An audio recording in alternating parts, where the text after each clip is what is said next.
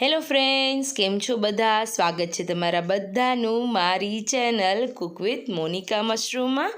તો આજે હું તમારી સાથે શેર કરીશ ઉત્તરાયણ પર પસંદ કરાતું એવું બધા શાકભાજીથી ભરપૂર ઊંધિયાની રીત.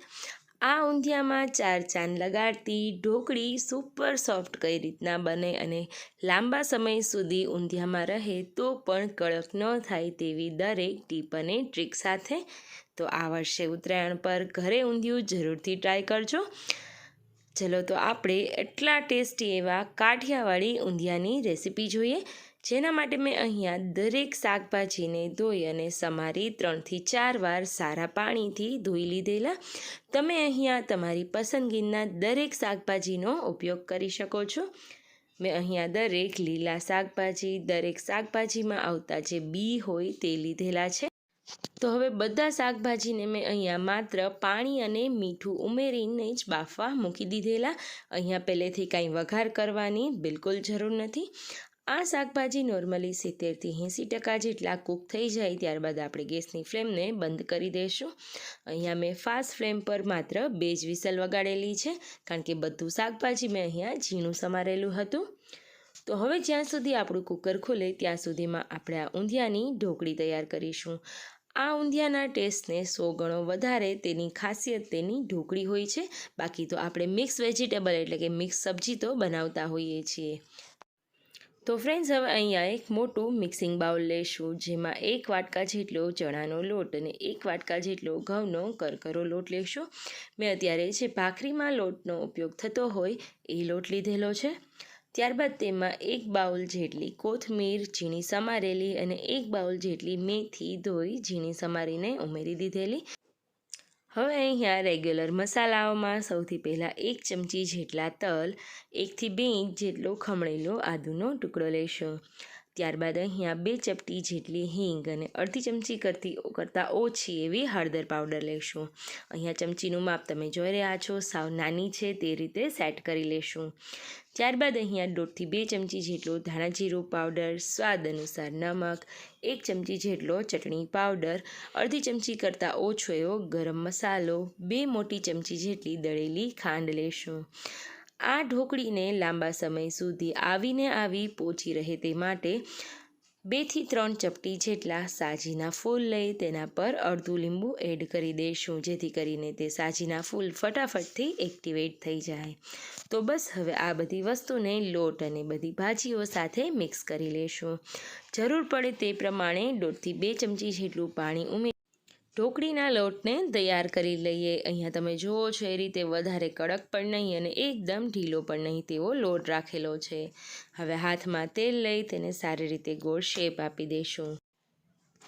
તો હવે અહીંયા મેં ઓલરેડી તેલને ગરમ થવા રાખી દીધેલું. તો તેલનું ટેમ્પરેચર એકદમ પરફેક્ટ છે. તો હવે 1 બાય 1 આપણે તેમાં બધી ઢોકળીઓને ઉમેરી દઈએ. મીડિયમ ફ્લેમ પર એડ કરી અને બધી ઢોકળીને 1 બાય 1 સ્લો ફ્લેમ પર ફ્રાય કરવાની છે. અહીંયા વધારે ફાસ્ટ ફ્લેમ રાખી અને ઉપરથી કડક અને અંદરથી પોચી ઢોકળી રહેશે. ઊંધિયામાં એડ થતાની સાથે જ લાસ્ટ સુધી પોચી જ રહે તે માટે આપણે આ ટ્રીકને ફોલો કરીશું. તો સ્લો ફ્લેમ પર આપણે સારી રીતે બધી ઢોકળીને ફ્રાય કરી રહ્યા છીએ. તો હવે અહીંયા તમે જોઈ રહ્યા છો એ રીતના તેલમાં બધી ઢોકળી ઉપર આવી ગઈ છે અને તેમાં નોર્મલ ક્રેક્સ આવી ગયા છે. તો અહીંયા આપણી ઢોકળી ખૂબ સરસ રીતના ફ્રાય થઈ ગઈ છે. હવે તેલમાંથી તેને કાઢી લઈએ અને સાઈડમાં રાખેલું કુકર ચેક કરી લઈએ. આપણું શાકભાજી ખૂબ જ સરસ રીતના કૂક થઈ ગયું છે. તો હવે આપણા ઊંધિયાનું નેક્સ્ટ સ્ટેપ છે તેમાં વઘાર કરવો, જેના માટે 3 મોટા ચમચા જેટલું તેલ હું અહીંયા ગરમ કરી લઈશ.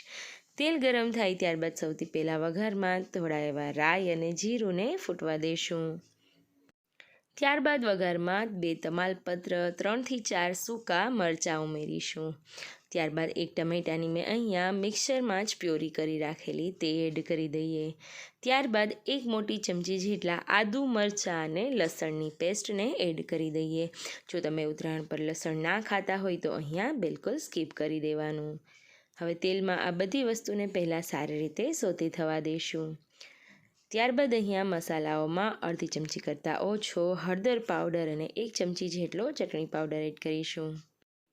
ત્યારબાદ 1 ચમચી જેટલો ધાણા જીરું પાવડર ઉમેરીશું અને આ બધી વસ્તુને સારી રીતે મિક્સ કરી દઈશું. વઘારમાં ગમે તે સબ્જીમાં તમે મસાલાઓ ઉમેરશો એટલે તેની ફ્લેવર ખૂબ જ સરસ એવી આવશે. હવે અહીંયા ઊંધિયાને માર્કેટ જેવો ટચ આપવા માટે તેલ છૂટું પડી જાય ત્યારબાદ અહીંયા 1 મોટા ચમચા જેટલા દળેલા શિંગદાણાનો પાવડર લેશું. તમે અહીંયા ફોતરાવાળા કે વગરના કોઈ પણ શિંગદાણાનો પાવડર એડ કરી શકો છો.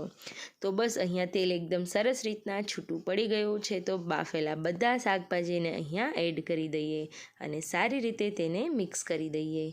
જો તમારા ઘરે રીંગણાને એક કટ લગાવી આખા જ સર્વ કરવામાં આવતા હોય તો અહીંયા બાફતી વખતે આખા રીંગણાને બાફી લેવાના, જે નાના એકદમ પરફેક્ટ સાઇઝમાં આવતા હોય છે.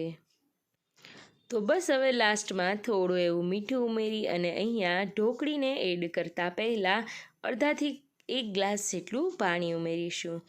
અહીંયા પાણીને આપણે ડાયરેક્ટલી માટલામાંથી ઠંડુ નથી ઉમેરવાનું, થોડું એવું ગરમ પાણી કરી અને પછી જ એડ કરીશું.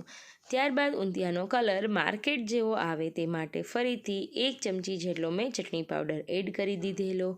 હવે પાણી સાથે ઊંધિયાની બીજી બધી વસ્તુઓ મિક્સ થઈ જાય ત્યારબાદ આગળ કરેલી ઢોકળીને આમાં એડ કરી દઈએ. ઢાંકણ ઢાંકી 10થી 15 મિનિટ માટે રાખી દઈશું. હવે અહીંયા એક ફરીથી વઘાર એડ કરીશું, જેને આપણે તડકો કરતા હોઈએ, જેના લીધે ઊંધિયું પરફેક્ટલી માર્કેટ જેવું થઈ જાય. તો તડકો બનાવવા માટે 2 ચમચા જેટલું તેલ લઈ તેમાં તજ, લીમડાના પાન, આખા મરચાં આવી રીતના બી અને નસોનો ભાગ કાઢી લાંબા એડ કરી દઈએ. ત્યારબાદ આ ઊંધિયાને એકદમ ક્રન્ચી અને નટી ફ્લેવર આપવા માટે 1 ચમચી જેટલા તલ, અડધી ચમચી જેટલો હળદર પાવડર, મોટી 1 ચમચી જેટલા ચટણી પાવડર લઈશું અને આમાં એડ કરી દઈશું. હવે વઘાર આપણો તૈયાર છે તો આગળ જે ઊંધિયું ચડી ગયું છે તેમાં એડ કરી દઈએ અને સારી રીતે બધી વસ્તુને વઘાર સાથે મિક્સ કરી દઈએ. બસ તો લાગે છે ને ઊંધિયું એકદમ માર્કેટનું હોય તેવું જ.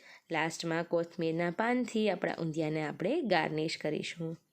તો ફ્રેન્ડ્સ, આ વર્ષે ઉત્તરાયણ પર માર્કેટમાંથી ઊંધિયું ન લાવીને ઘરે આ રીતે જરૂરથી ટ્રાય કરજો.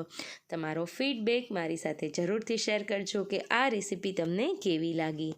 સારી લાગી હોય તો તમારા ફ્રેન્ડ્સ, ફેમિલીઝ અને રિલેટિવ્સ જોડે શેર કરી ચેનલને સબસ્ક્રાઈબ કરવાનું તો બિલકુલ નહીં ભૂલતા.